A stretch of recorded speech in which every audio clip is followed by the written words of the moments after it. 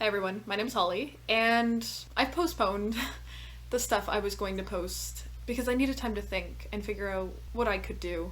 My channel is not much of a platform, I don't have a lot of followers, but in part to organize myself for how I want to act in this time, and in another part to share what I possibly can with people. I wanted to share a list of books, a reading list. Most of these books I've not read myself. They are on my TBR, and in case you're not aware, this video is about what's going on in the United States and in the world, and it is about Black Lives Matter, and it is about becoming a better ally and using whatever voice and whatever platform and the privilege that I have to change the way the world is. I don't want to spend too much time talking about myself. I am here to call anyone that watches this. It's time for us to learn, it's time for us to do better, it's time for us to make a difference. So today I want to share a list of books because it's something I can do and something is better than nothing.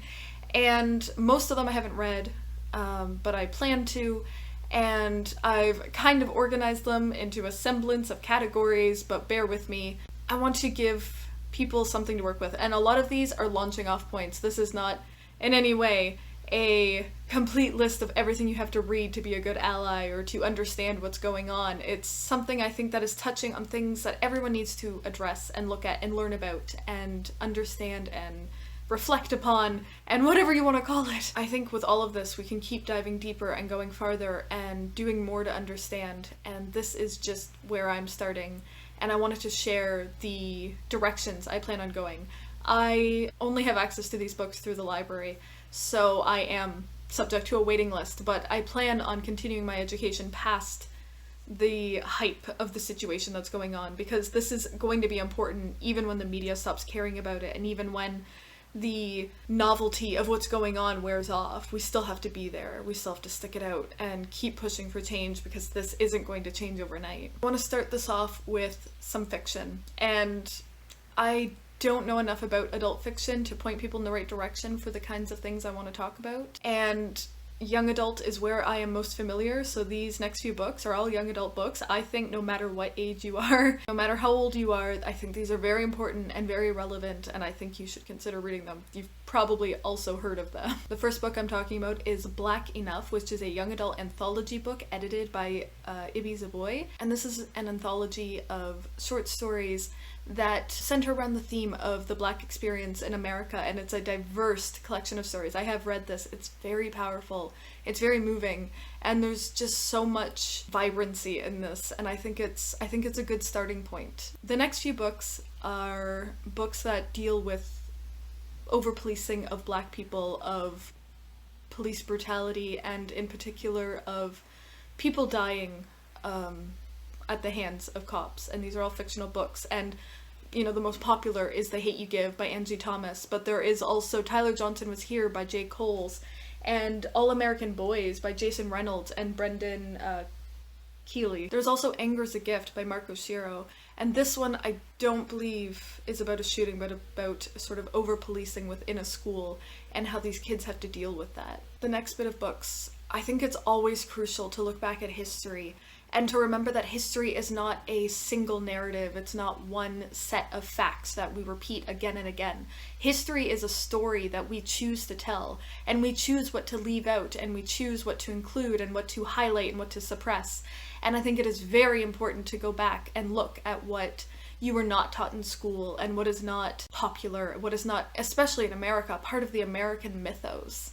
American history is this fascinating, weird, it's kind of creepy sometimes, how homogenous and mythologized their history really is. And so I think it is so important to go and look at other narratives and other voices in their history. And the next book is by Ta-Nehisi Coates, called Between the World and Me. And in this book, the author, from what I understand, in a sort of epistolatory style, is writing a letter to his son, explaining his place in the world and how he understands it, and also reframing American history and calling on people to reconsider its fraught and dark past and all the things that get left out or underplayed.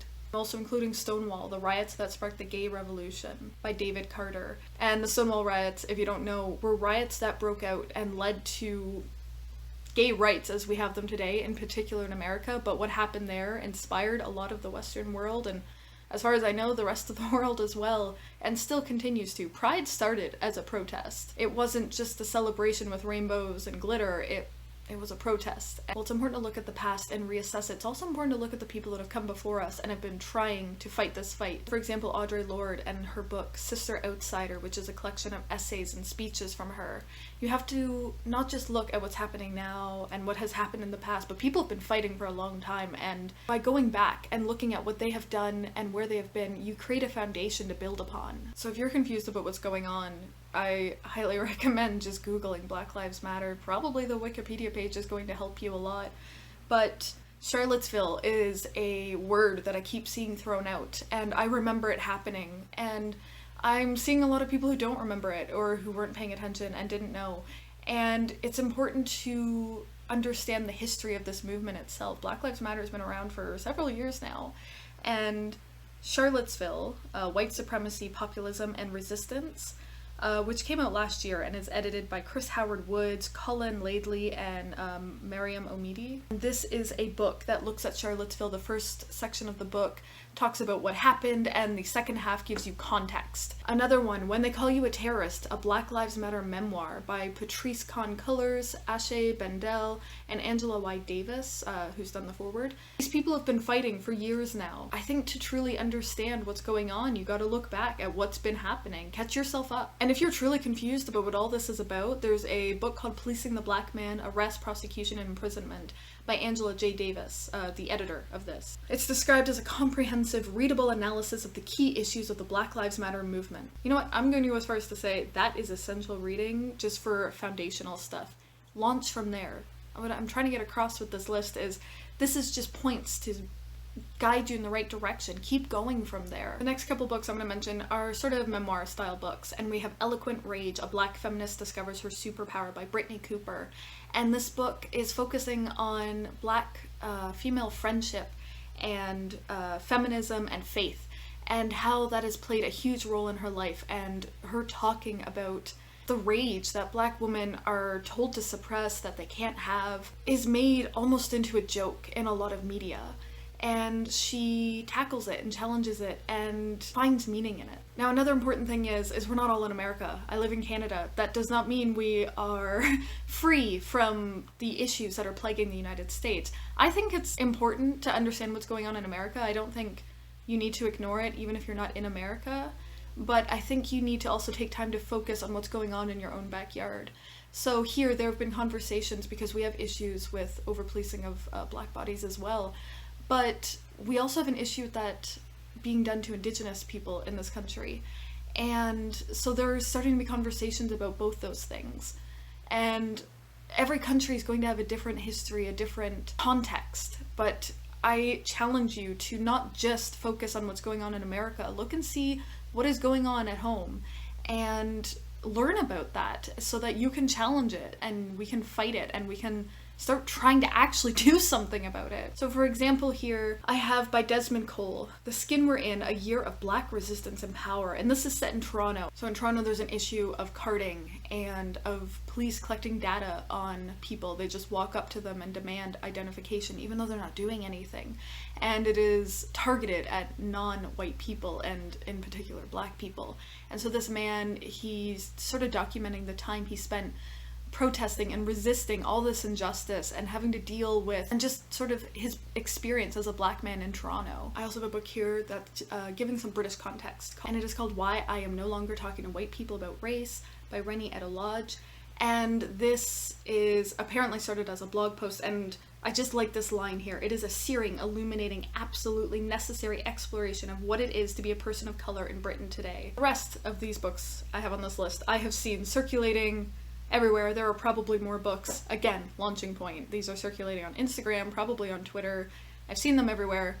It seems remiss to ignore them and not include them in this list just because they've been talked about a lot. This last section is for the white people. If you have not already begun a process of examining your privilege, of coming to terms with what that means, starting to unlearn the racism and inherent prejudices in your life. I've been doing this for years. I'm not new to this concept, but There's so much more I could be doing, and these books have been on my list to read for a long time, and I've never taken the initiative to read them, and at me. But I plan on reading them soon. They are on the wait list at the library. But we have White Fragility, Why It's So Hard for White People to Talk About Racism. This is just sort of referring to that thing where white people are more upset about being called racist than they are about seeing racist things happening, to simplify it. Another one titled Me and White Supremacy, Combat Racism, Change the World, and Become a Good Ancestor by Layla F. Saad. This is a book that comes after a Instagram challenge that went viral that challenged people to start to dismantle their internal prejudices and to combat their white supremacy and their privilege and things like that. And it takes all that and what happened there, and it gives it a lot more context and some historical background to understand what happened there and what was going on and what you can do to do what the challenge was talking about. I also have How to Be an Anti-Racist by Ibram X. Kendi. And this is a book that is challenging people to go beyond awareness of racism and saying to themselves, I'm not racist, and actively creating a society that is anti-racist, that will step up and challenge racism and prejudice when they see it. I've been sitting on this video for a few days now. I wanted to give it more justice. I know this is a small thing to do, and I'm sure there will be numerous videos like this, but it's something I could do. It's something to hold myself accountable, to keep going, to keep challenging myself, to keep learning. And I don't have anything succinct enough to conclude this video with. Stay safe, everyone. Bye.